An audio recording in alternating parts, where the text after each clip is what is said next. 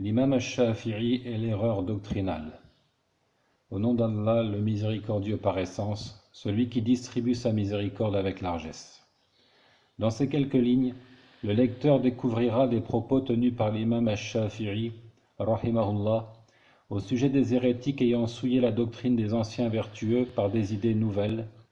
Cette falsification est souvent le fruit de l'ignorance ou le fruit d'un effort d'interprétation déplacé et, malgré cela, nous verrons à quel point l'imam est sévère à l'encontre de ces gens, car l'ignorance et la fausse interprétation ne sont pas des excuses pour ce qui a trait au fondement et au point essentiel de la religion dont l'argument est apparent.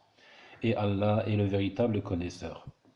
Je dis donc, premièrement, قال المزني رحمه الله سألت الشافعي عن مسألة في الكلام فقال سلني عن شيء إذا أخطأت فيه قلت فيه أخطأت ولا تسألني عن شيء إذا أخطأت فيه قلت كفرت رواه البيهقي في المناقب. Al-Muzani dit: J'ai questionné Ash-Shafi'i sur un point relatif à la dialectique, ilm al-kalam. Il a dit: Interroge-moi au sujet d'une chose pour laquelle je puisse dire que tu t'es trompé en cas d'erreur. Ne m'interroge pas sur une chose pour laquelle je dise que tu as mécru si tu fais erreur. Rapporté par Al-Bayhaqi dans Al-Manaqib. Et dans une autre version, qu'il dit: Ya bunay, هذا علم إن أنت أصبت فيه لم تؤجر وإن أخطأت فيه كفرت رواه الآجري في الجوزي في الحكايات عن الشافعي وغيره. Mon enfant, c'est une science pour laquelle tu n'es pas rétribué au cas où tu vois juste, alors que tu mécrois si tu te trompes.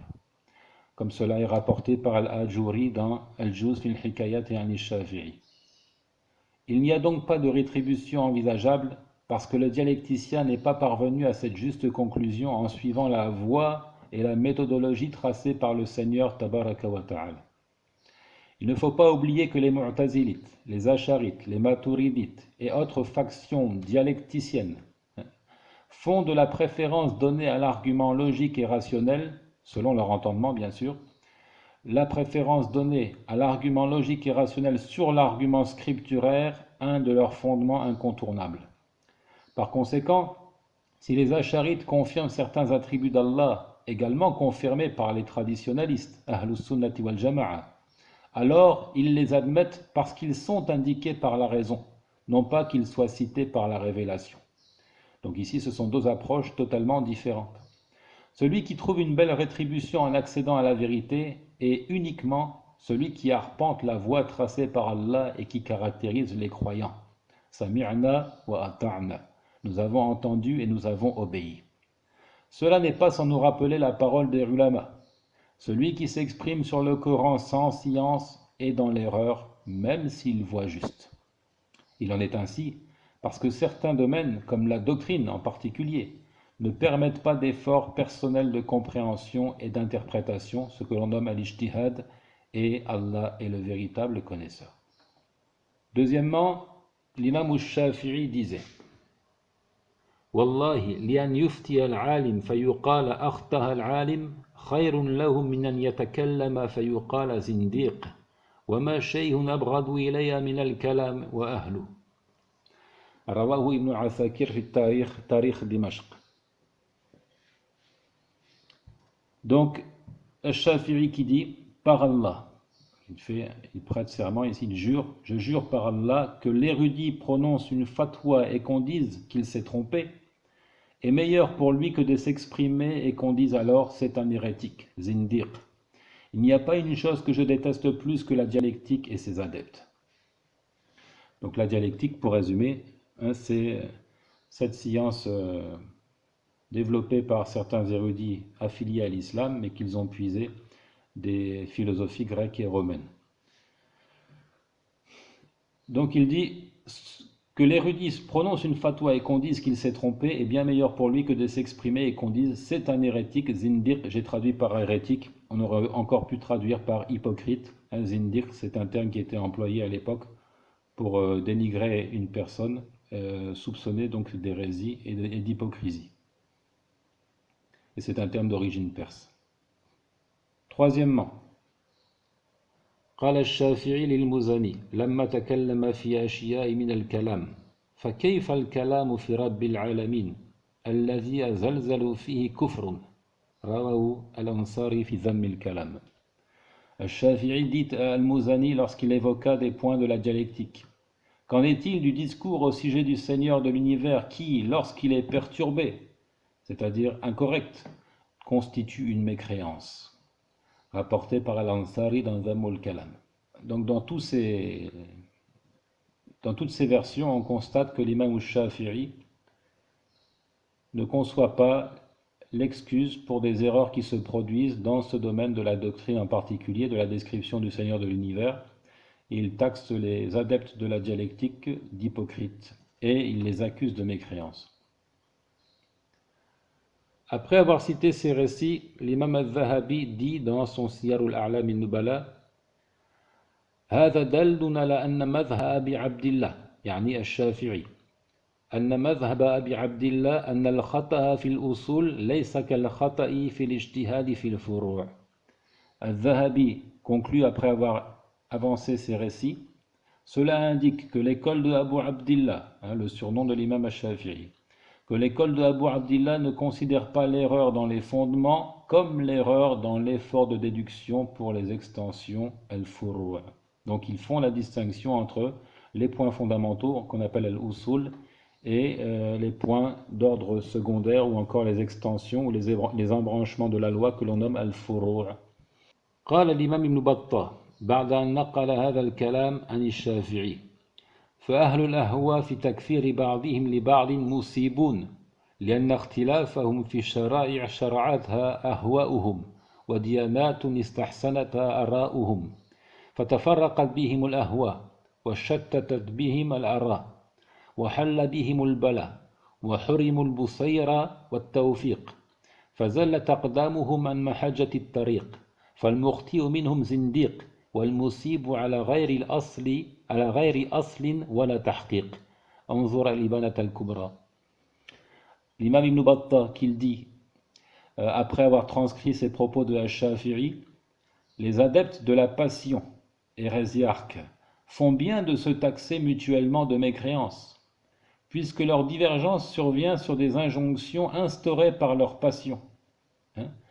Des religions fruits de leurs appréciations, de sorte qu'ils soient divisés, que leurs opinions les séparent, que le fléau les frappe, qu'ils soient privés de la clairvoyance et de la réussite, que leurs pieds dérapent et sortent de la voie droite.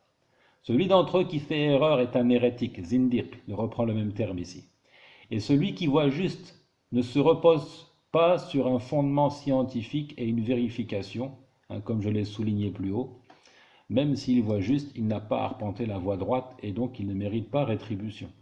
Quatrièmement, قال الشافعي في الرسالة: أما ما كان نص كتاب بين أو سنة مجتمع عليها فالعذر فيها مقطوع ولا يسع الشك في واحد منهما ومن امتنع من قبوله استتيبه.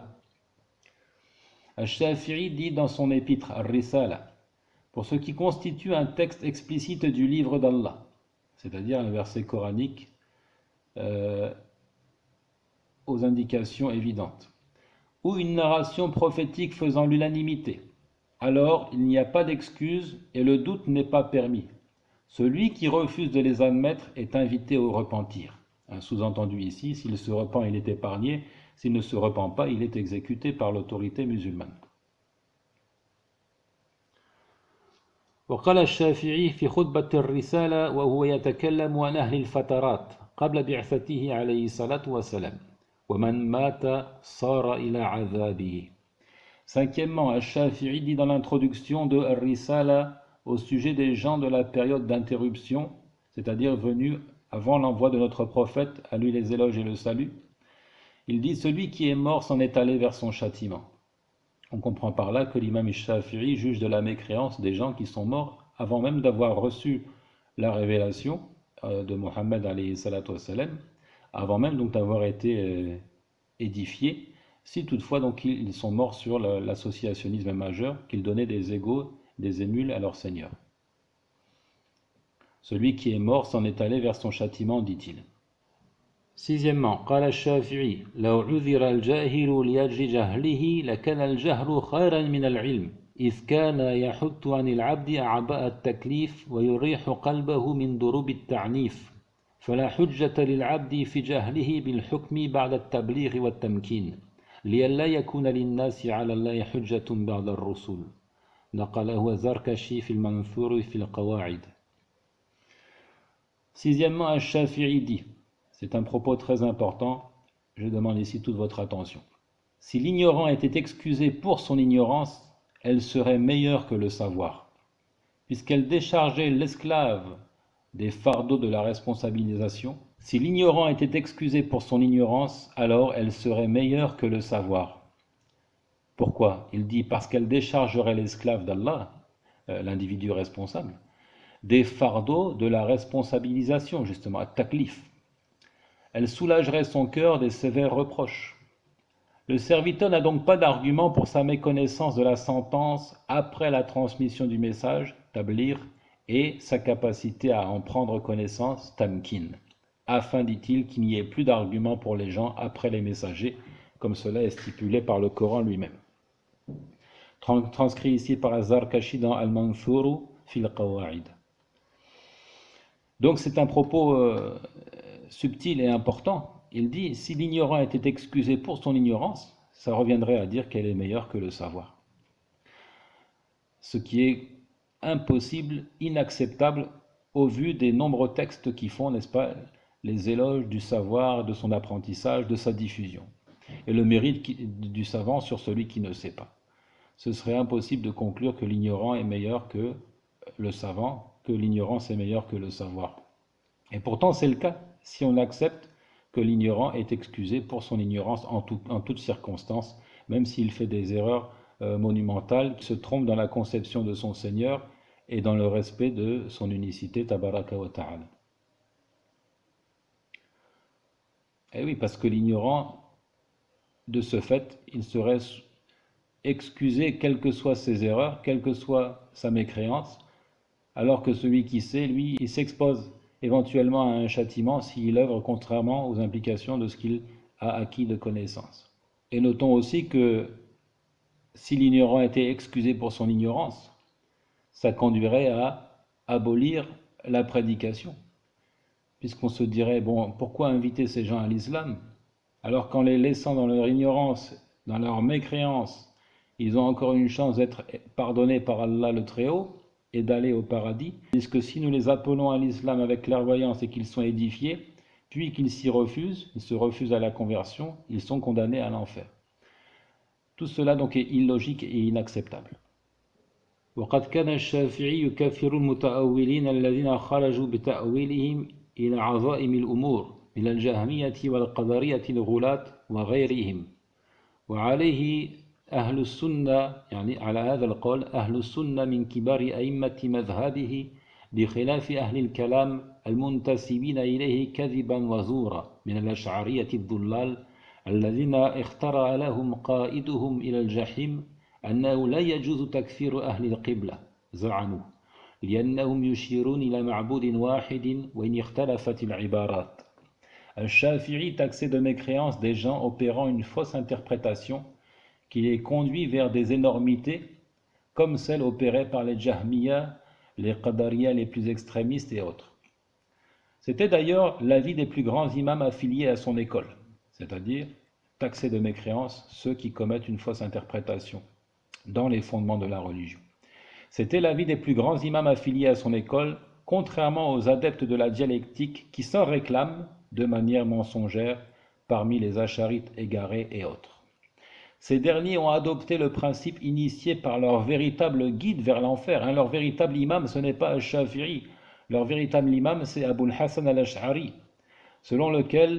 principe selon lequel il n'est pas licite d'excommunier les gens qui prient en direction de la Qibla. Puisque tous, s'imagine-t-il, puisque tous pointent vers un seul et même adoré, quelles que soient les manières de l'exprimer.